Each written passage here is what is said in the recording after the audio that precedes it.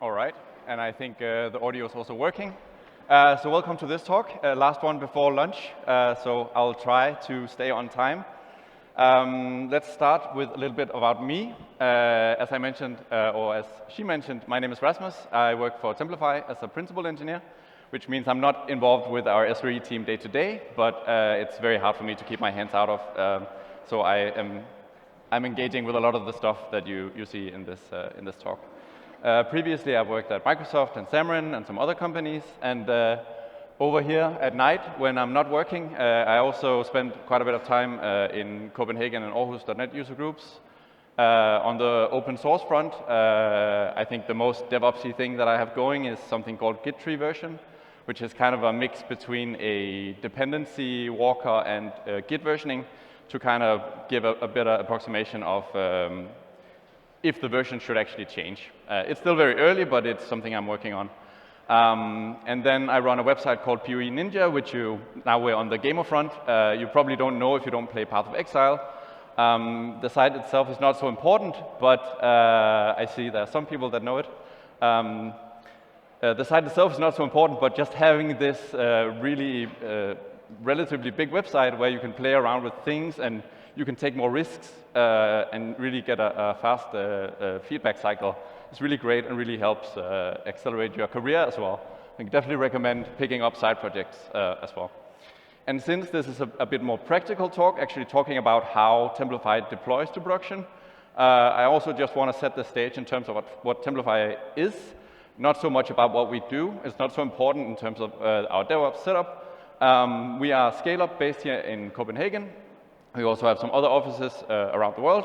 We have 70 engineers in 10 teams out of 325 employees.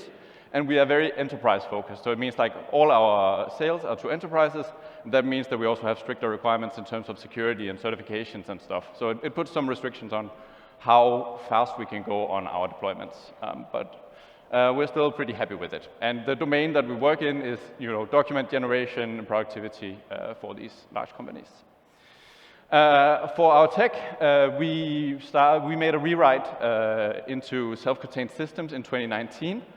Don't worry if you can't see the diagram. It's just like our current setup, and changed from a monolith as we were beginning to scale our organization and move into a lot more teams. And for self-contained systems, the important things to know is it's a variation of microservices. They are slightly larger. But from DevOps point of view, the important parts here are that they are isolated. So they have their own storage, and they can be deployed independently. So one of our teams working on a self-contained system, they can just deploy to production. Nobody else has to be involved, unless they break contracts and stuff. But that's always the case, right? As for the stack and the infrastructure, we are heavily invested into the Microsoft stack. So we run on Azure, we write C#. We also have some Office add-ins and stuff, but they're not going to be that important in this talk. We also run on Kubernetes, and for our CI setup, we use Azure DevOps to control everything pretty much, and have also made quite a bit of integrations into that. So that's some of what I'll show today. On again, kind of to set the stage, also if you're comparing with your own company, you need to figure out whether or not some of these things would make sense for you. Just the scale of our current setup, we do continuous delivery. It means that whenever we make a change and merge it to the master branch, we expect that to go to production. There's still a manual approval step. It's a bit more ceremony right now, but I'll get back to that as well when we go through the flow. As for pull requests, we do about 10,000 pull requests per year. So it means we have about 40 pull requests going out to production every day. And each of these pull requests obviously requires quite a significant amount of build time. And I took a random week in March, and we were doing about 840 hours of build agent time during that week. So it means that we're running about 7 full days of build agents every day. And the main pipelines are for these 15 self-contained systems, and those are also the ones that we're going to be looking at today. So that was the quick intro to Templafy, and this is actually apparently also going to be the first talk that actually has a demo. So I was thinking, should I go all slide? I can say a lot more, but I also just think that actually showing something is valuable. So I decided that I'm going to try and see if we can actually get some code from my machine to production during this talk. So that's kind of the goal. And this is the flow that I'm going to take you through. We have some different build steps that are going to be happening in our pipelines. All the black squares you can see, the top line up here is what's going to happen before we merge the pull request. And the bottom line down here is what happens after we hit the master branch and need to go out to production. And so we need to go through 4 different environments, and we have a bunch of other things that we need to build. So we better get started. You'll see this a few more times in the presentation. But actually to start any kind of work in Templafy, what we need first is a task. So I've created a small task here. It's not so important. We're not going to use it for anything else, but we can't really merge any code. We can't get our pull request merged if we don't have one of these tasks. And so, but we can't actually start in our, I'm just going to do a clear again. We can't actually start in our pipelines. We need some code first, right? So I've picked one of our systems. This one is called license management. I picked license management because it's fairly small, so it means that the build is fast. So there's a better chance that we'll actually make it to production. Also, it's the UI parts of it is relatively isolated to our admin section, so that means that I won't need my SRE who's down here to actually show you the incident management flow if something goes wrong. So if we just take a look, I've made a small change. We're running some micro front ends in this system, and what I just did is I just added a console log, so hopefully we should be able to see this in our browser if it actually makes it all the way out to production. And I'm not going to talk too much about micro front ends and other things, but so to actually get started here, I need to actually, now I'm currently on the master branch, and I need to be on a feature branch to actually make a pull request. And to do that, I am going to use a tool that we call dev. So we've made a small C# project, basically, that we run our full local development environment on.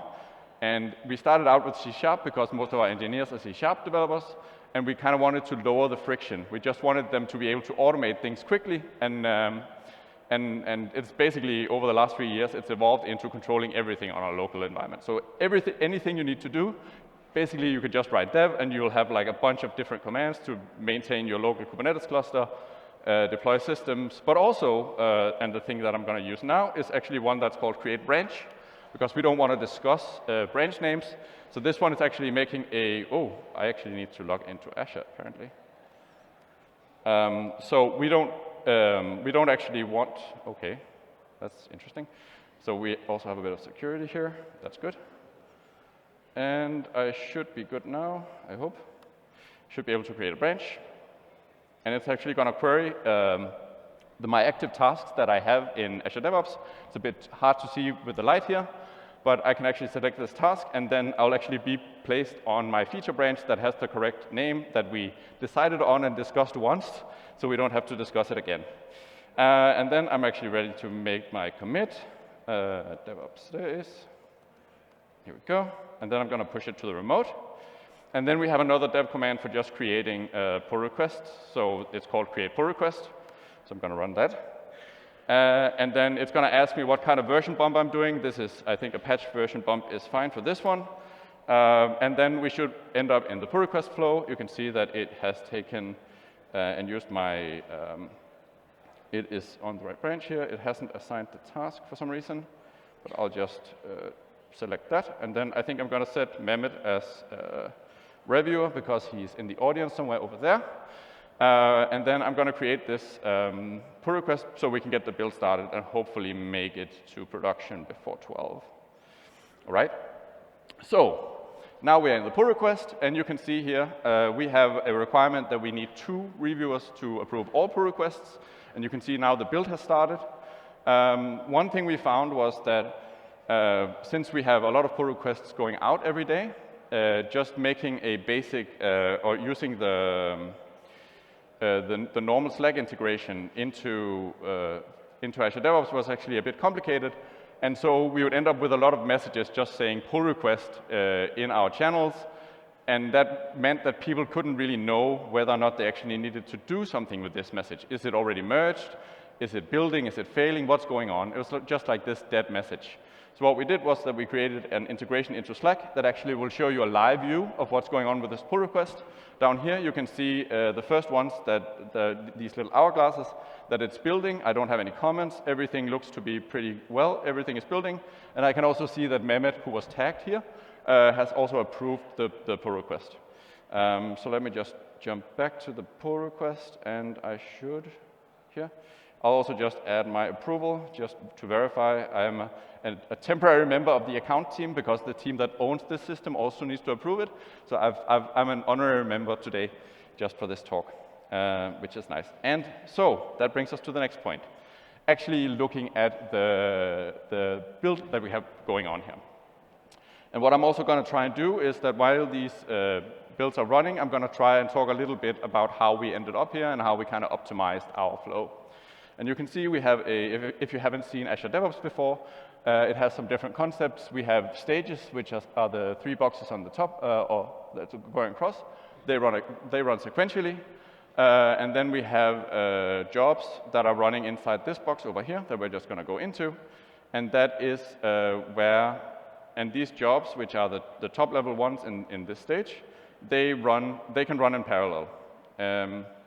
And then inside those, then you have these smaller items, which are then tasks that need to run sequentially again. So inside a job, everything runs sequentially again. And we can see that the build is progressing pretty nicely. This one should be fairly fast. We can see that it's still doing code analysis on one of the build agents. And so to optimize these, how did we end up with these pipelines in particular? And what we did is, the normal flow that you do whenever you are optimizing a pipeline. You take a look at the pipeline, you start with a single job, maybe it's taking an acceptable amount of time, but over time it kind of grows. People are adding more tests, they are adding more code, they're adding, they want extra security scanning tools and static analysis tools and all kinds of other things, and suddenly your build is taking 20 minutes. And so you look through the tasks, you kind of find the longest one, you try to figure out, are they reasonable? What are they bottlenecked by? Is it CPU? Is it disk? Is it network? What's going on here? And then, you can kind of whittle it down again. Maybe you get it down to 10 minutes again. But then at some point, that's not going to be enough. Like, you're going to have a pretty optimized pipeline, but you just can't really, you can't really whittle it down anymore. So you need to do something else. And that's when you then can start to look into parallelizing out into multiple jobs. That means you duplicate some of the work, but then you can run tests in one job, and then you run maybe the static analysis in another one. We also need to build, so the common output of one of these systems is maybe 5 container images, a few NPM packages, a few NuGet packages that would be the output of this build. And we can see right now it's actually building this micro front end that I was changing. And I made a slide just to visualize using these parallel jobs and what that means for our pipelines. So we've been doing this a lot. And you can see, if you can see the orange numbers on top, this is the time that it actually takes for the job to run with the parallelized build, so the time that we actually wait for it. And the number on the bottom is the actual time that it runs. And so you can see here that it takes us about 25 minutes of build time to actually get to production, but the execution time is in the range of 3 hours. And the expensive ones are specifically the QA tests. We run Cypress end-to-end tests against a full environment, which we'll get back to in a second, and that takes a long time. And they are heavily parallelized as well, and that helps a lot. Yes, let's just go back into this one. Yes. And so I think our build should be done now. Yes, it is. So we can go back to the pull request, and you should see that the next thing is running now. And what you can see here is that we have something called feature environment QA pending. So what we've built here is that we have, this is a bit zoomed in, but you will see here a small release flow. I'm not going to go further into what release flows are in Azure DevOps, but what you can see now is that we are actually deploying our self-contained systems to a feature environment. Our feature environments are, what we have currently is we have 25 feature environments, which are basically a full representation of a production environment. They do share a few resources. So we're now deploying, making sure that all the latest master versions are running on this feature environment that we've been assigned. So for this test run, for this pull request, I'm reserving a feature environment, and then I'm going to release it again once my QA tests have run. And we can see that it's deploying now, and then it's going to branch out into 2 jobs where it's going to run end-to-end tests. So this is the team's own Cypress tests. And on the other branch, it's going to run like a battery of smoke tests that we run across all systems for like the core flows. And luckily, this flow should be relatively fast because the license management system only has 1 test. So we should be fairly good on that. Yes. A bit more on the feature environments. I think maybe we can see actually the job running here. All right. Let's see. OK, so it's starting up the Cypress tests now. And we should also be able to see over on our Slack message that this has now updated. I've approved this one. Some of the builds are green now, and then we're waiting for this last check mark to actually become green before we can merge. And that's just going to take a little bit of time. So what's going to happen once we get past this? Let me just go back to this one. So we're currently on the last blue square here before we can actually merge. We're waiting for the QA tests to finish. And then once we then merge, we're going to go into a secondary build step. And this is actually exactly the same build step that we already ran once. So why are we doing that again? Like, shouldn't we just take the same binaries and reuse them? That would be nice, and that is something that we want to do. And I think we will eventually get there. But currently, because of the restrictions we actually have isolation between our the pull request side of the build. So it's deploying to other container registries because we require 2 people to review the pull requests, and the engineers basically have full freedom of the pipelines on that side, so they can push anything to the container registries. And it's not so much that we don't trust the engineers, it's just like we want to keep those seals shut so that there is no room for accidents either. And so what we're going to do is we're going to run a full build down here again. What some teams do is that they actually stop running, integration tests, static analysis tools, stuff like that. They exclude that from the lower build because they just ran it on the merged code to the master branch. And we also invalidate pull request builds if a new commit is actually pushed to that repo. Once we get past that, and I'm going to talk a little bit about that, then we need to move out, and we're actually going to deploy to something called the QA environment, which is running all our master systems again. So we don't really know how long time passed between these feature environment tests ran. So it's just like an extra safeguard to verify that the integration is actually going to go OK. Let's go over here and see whether or not we can actually get this working. It is still running. I guess I think we'll just keep talking then, and then we will go and set I'm just going to set the pull request to auto-merge when I'm done, so I don't need to keep checking on it. It should be fine. And you can see actually that it's saying here that we have 3 tests that have failed. This is because we are integrating a new tool called SNCC for scanning securities, and they are not completely fixed yet, so we're just onboarding it now. All right, so this one should merge as soon as we get there. And we are ready to start talking a little bit about what actually happens on this. We'll see if it actually catches up. Hopefully it will. But this is the builds that you saw before for license management. And this is also what's going to be triggered when, so you can see I actually have a build here that was run the other day on Thursday. And this one is a master build. So this is the one that runs on master. And what we actually found when, if we go back to talking about how we ended up with these pipelines, is that we had optimized, we had parallelized, our pipelines were in a pretty good place. But again, they kept growing over time, and they got into a place where we were not really happy with the amount of time that it was taking. But we were also at the point where we didn't really feel like we could optimize a lot more. It was pretty small gains that we were getting. But what we were seeing was that, and maybe actually if I take one of these, what we were seeing is that to build software today, you basically need often to go out and download a substantial piece of internet to actually build your software. And when you run on these build agents in Azure DevOps and also GitHub Actions and others, you get a completely clean slate every time. And basically start from nothing. And that means that it becomes really hard to optimize these network bottlenecks. And you really, some of them have some cache tasks that you can use, but they're more focused on actually caching computational results because you're trading a network bottleneck for another network bottleneck, basically. So we were thinking about, we could see, it wasn't really the longest tasks that were bound by the network, but they were just in all our tasks, like with downloading a 1 gigabyte SQL Server Docker image. That just takes time to get it on disk. So we're seeing all these small paper cuts of time that we wanted to save. And you can see, an example here, it's downloading NuGet packages for 25 seconds. There's also some other, I think this one is also downloading containers, downloading containers and starting them up, 35 seconds.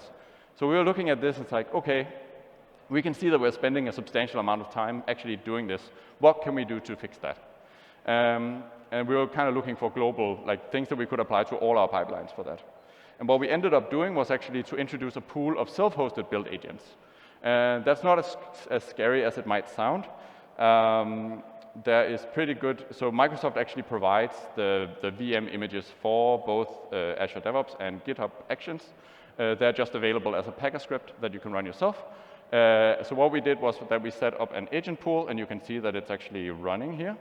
Maybe that's why I'm not getting actual, why I'm being delayed is that we are actually, we're not at a capacity. So we're running 28 VMs at the moment, building software. And so what we ended up doing was actually setting these up. So we have right now a pool of a maximum of 50 build agents that we start up. Each of these has 4 cores and 16 gigabytes of RAM. So it's some 200 vCores that we can throw at building software, which is pretty neat. It also keeps at least one agent around. And then we have this bottom one, which is actually setting a delay in deleting excess idle agents. And this is the difference, right? Because the normal agents we have, they automatically tear down the virtual machines after each use, which is fine. It gives you a very clean environment where you know what to expect. But if you actually want to have these local caches and save this and fix this network bottleneck, having agents around for multiple builds actually makes sense. And we found that this is pretty much the perfect balance for us because it doesn't get you back into that situation where you have this build server that's been running for 3 years, people remote desktopping into it, fixing things, and it's stale and everything. So these die every night, except for one. So it means that we have the best of both worlds for our use case at least. And also all our systems are very similar. We are pretty high on alignment. So it also means that if one build downloads NuGet packages, the other build is most likely going to use that as well. Just going to check on the status of our pull request once more. It is merged, apparently. Yes, it's merged. So we should now see it starting a master build as well. This is library management. All right. All right, let's jump back, and hopefully we will get to the staging part. I'm just going to open the release page so we can follow along. This is the one that we want. This is not the one we want. OK, so once the master build completes, we should see a release for license management coming up here, and we'll see if that happens. But this is the self-hosted build agents, and when we introduced it back in 2021, we had a massive performance gain from this because this was actually the main part of our builds back then. And it gave us 150%. So you can see that it took the longest job from 7 minutes to 2.5 minutes. We also used some slightly beefier VMs than the ones you usually get. But when I reran the numbers last week, just to give you a realistic picture of where we are, it is actually only a 35% increase right now. And it seems, from looking at the numbers, I kind of concluded two things. It seems like the Microsoft infrastructure for the hosted agents has become a bit more stable. The build times are not as erratic anymore. And also just our build times have increased over the last 2 years. This is what happens, like when you don't watch the build pipelines, they just become longer. So that's kind of what happened. So it's still a significant boost, and we're still happy with the solution, but it's not as massive as it was back then. But to be fair, we haven't spent that much time optimizing pipelines recently. All right, so let's just see where we are, whether or not we're actually going to make this. We only have 9 minutes left, so if this doesn't happen, then okay, so it's building. So okay, so I think we might not actually make it all the way out to production. We'll see at the end, I guess. What we might do is we might end up in staging, and then I can show you what is going on staging maybe. But let's jump back and just recap a little bit. So for the pipeline optimization, which I touched on before, we just took the pretty basic standard approach, I think, the pipelines 101, focus on the single or longest job, and then look at the tasks, look at, do they actually make sense, what's the bottleneck, and try to improve. And then, try to keep it as simple as you can. And then when that is no longer acceptable, you then parallelize out into multiple jobs. And then while you're doing all of this, look for those global optimizations where you can kind of find these small paper cuts where you're just dropping time, because in our case, it was because of network latency. Could also be, some other external factor like an external service or something else that you're waiting a lot for. So that is kind of a good place to start. The second one I want to talk about is actually the first thing I showed you. It's not a pipeline per se, but it is running the entire local development environment right now. So our dev console here, we had a goal of removing friction. We were just starting out, we could see, people struggling with their local environments. We could see people, sharing PowerShell scripts, Bash scripts in Slack, and trying to keep them up to date. And we're just like, okay, how can we remove this friction and help people?